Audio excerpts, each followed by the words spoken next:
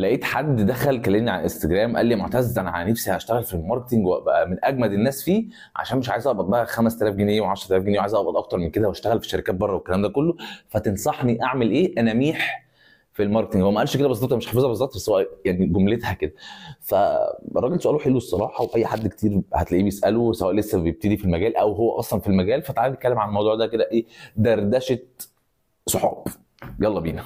ماشي يا باشا، تعالى نتكلم ان انت اصلا واحد ما تعرفش اي حاجه عن الماركتنج، غير ان هو مش عارف اصلا الفرق ما بين التسويق والمبيعات. انت راجل ميح مش عارف اي حاجه. فانصحك جدا حضرتك ان انت تخش على اليوتيوب تكتب كورس تسويق مجاني او كورس ديجيتال ماركتنج مجاني. او لو انت لازم بالانجلش، اتمنى ان انت تكون بتتعلم انجلش والنبي وتكون فاهم انجلش. لو مش فاهم اي حاجه ممكن تخش تشوف الفيديو ده. فان انت تكتب حاجه كده، ايه، تقعد تتفرج على فيديو 20 دقيقه ساعه بكتير، تشوف ايه اصلا الماركتنج ده وبدا ازاي، وايه الفرق ما بين الماركتنج والديجيتال ماركتنج، وايه فروع الماركتنج. لو حابب تعرف كل الكلام ده عن طريق كورس مجانا على يوديمي انا عملته، بس الكواليتي بتاعته مش احسن حاجه، بس هو كويس يعني هيفيدك كبدايه. يعني خش شوفه واشترك فيه ببلاش خالص. خش شوف فروع الماركتنج بتتكلم عن ايه. حلو. فهنقول مثلا الماركتنج عنده 10 فروع: ايميل ماركتنج، اس اي او، كوبي رايتنج، كونتنت ماركتنج، ايا كان الكلام ده كله.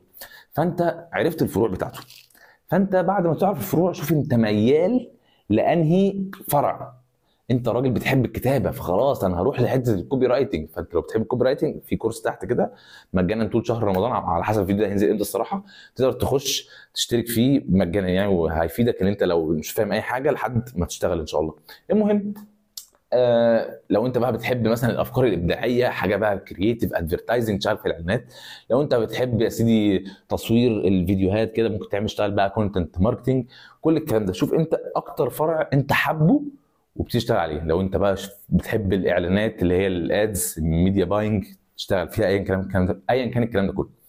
فانت قررت انت هتشتغل فين، فانهي فرع. خلاص انصحك جدا ما تروحش تشتغل في كل الفروع عشان مش تبقى جامد. انا عايزك تكون جامد موت في فرع واحد معين بس، وليكن الاس اي او. انت راجل بص بتعرف محركات البحث دي في جيبك كده، تعرف مثلا تقوم لي انا عندي موقع عايزك تحط لي في اول نتيجه بحث على جوجل، تعرف تعملها بسهوله جدا. او انت واحد بتحب الاعلانات، تعرف تتارجت صح، تعمل بوزيشننج صح، مش عارف الكلام ده كله.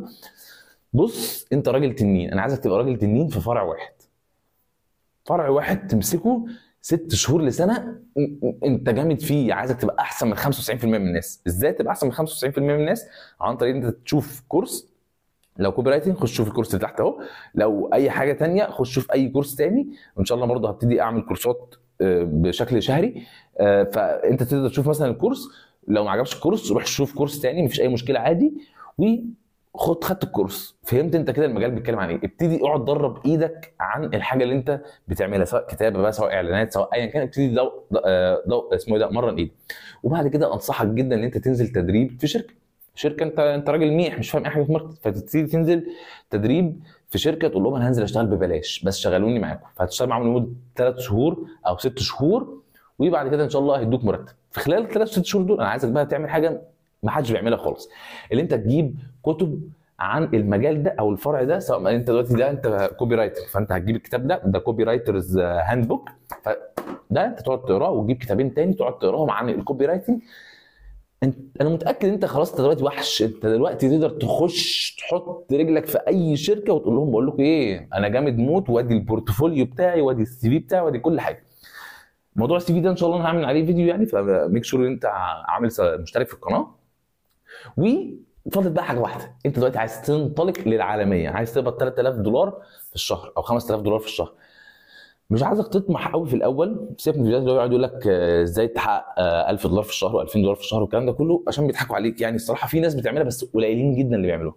فانا عايزك تركز ازاي تعمل 5000 جنيه من الفرع بتاعك ده بس.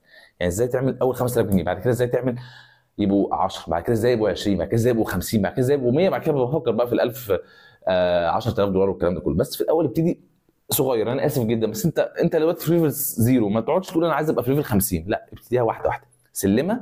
وفي حاجه اسمها تراست ذا بروسيس، اللي هو ثق، خليك واثق في الخطوات بتاعتك والكلام ده كله.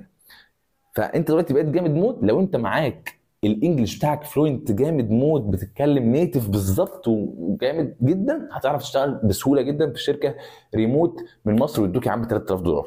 لو انت مش عارف، يبقى بالفلوس اللي انت بتاخدها من المرتب من الشركه المصريه دي تروح تاخد بيها حبيبي كورس انجلش او تطور نفسك في كورس انجلش. انا ما انصحش جدا تاخد كورس يعني، بس ايا كان برضو عايز تعرف موضوع ايه في حوار الانجليش ده، ممكن تشوف الفيديو ده انا عملته يعني، ممكن تشوف الفكره اللي انا بقولها ايه يعني. بس كده انت كده بقيت مسوق بتاع ديجيتال ماركتنج ناجح، واضمن لك والله والله اضمن لك مفيش حاجه مش بتيجي غير تعب واللي انت علم. هم بص يعني الحياه كلها عباره عن ايه عشان تبقى جامد في حاجه؟ وقت ومجهود. هتحط ساعتين في اليوم لمده 6 شهور، فانت خلاص كده ايه بقيت جامد. وانا مش هتكلم في حاجه تاني وهقفل الفيديو. السلام عليكم.